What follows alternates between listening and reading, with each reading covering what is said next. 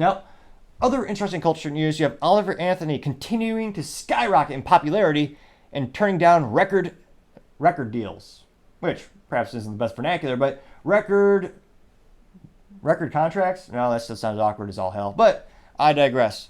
And this is ever since his song Rich Men North of Richmond has gone viral, igniting so many people. And of course, you have morons, I mean the mainstream media, they're claiming that he's far right and conservative. And of course, he actually says multiple times he's, like many people, he feels politically alienated by both parties, as both parties usually don't do anything for us. Well, my 3 cents. Used to be 2 cents, but 40-year hyperinflation, gotta say it's my 3 cents today. It should be 4, but I'm a generous man. Though, clicking that subscribe button, still free. And trying to get to 3,000 subscribers by the end of August. Greatly appreciate your help. Now, it looks like he actually went on his Facebook and he further explained kind of his background and what his thoughts were. And it's one of those things where I don't think you can... It feels very authentic, which I think is why so many people are really attracted to his messaging. And this is a quote, and it's a little bit long, but let's see. He says, "It's been difficult as I browse through the 50,000 messages and emails I received last week. These stories have been shared, paint a brutal, honest picture. Suicide, addiction, unemployment, anxiety, and depression and hopelessness, the list goes on. I'm sitting at such a weird place in my life right now. I never wanted to be a full-time musician, much less sit at the top of the iTunes charts. Draven from Radio WV and I filmed these tunes on my land with the hope of getting, it might hit 300,000 views. I don't quite believe what has gone on since we uploaded it. It just seems strange to me." So, I had to stop right there. There's something touching about someone giving their whole heart and putting everything into something and achieving something greater than what they planned. It's a very rare, beautiful thing, I think. He goes on to say, quote, "People in the music industry have given me blank stares when I brush off $8 million offers. I don't want 6 tour buses, 15 tractor trailers, and a jet. I don't want to play stadium shows. I don't want to be in the spotlight. I wrote this music I wrote because I was suffering from mental health and depression. These songs have connected with millions of people on such a deep level because they're being sung by someone who feels the words in the very moment they are being sung. No editing, no agent, no bullshit. Just some idiot and his guitar, the style of music that we should have never gotten away from in the first place." He goes on to say, "So that being said, I have never taken the time to tell you who I really am. Here's a formal introduction.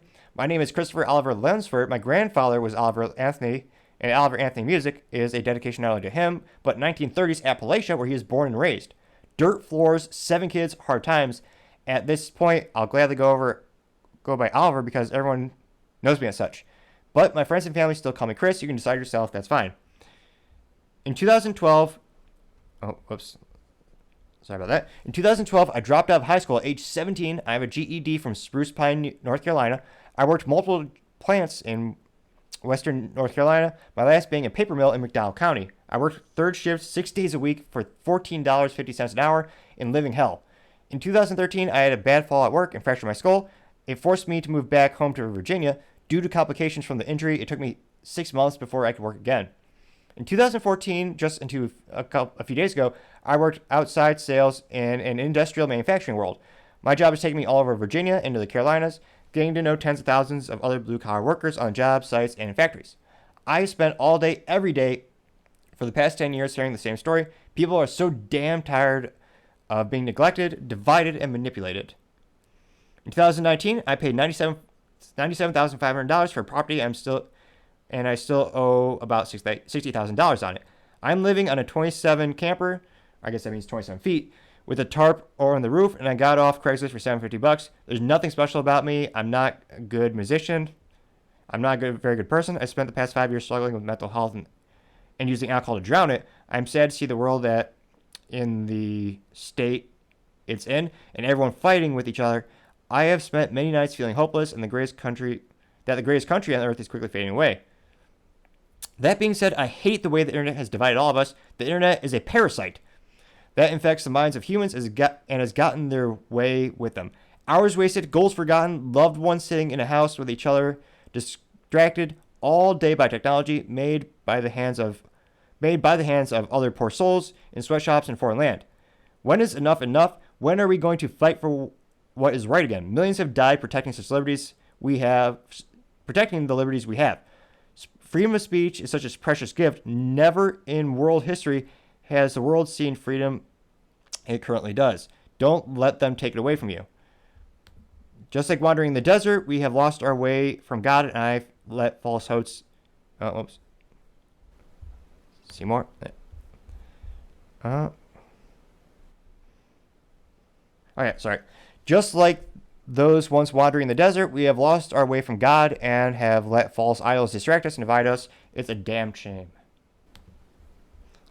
So talking about a heart-wrenching story, and perhaps one of the few authentic people in country music, as so many industries have blended together, just give us the same copy-paste BS, where they really haven't had many struggles in life.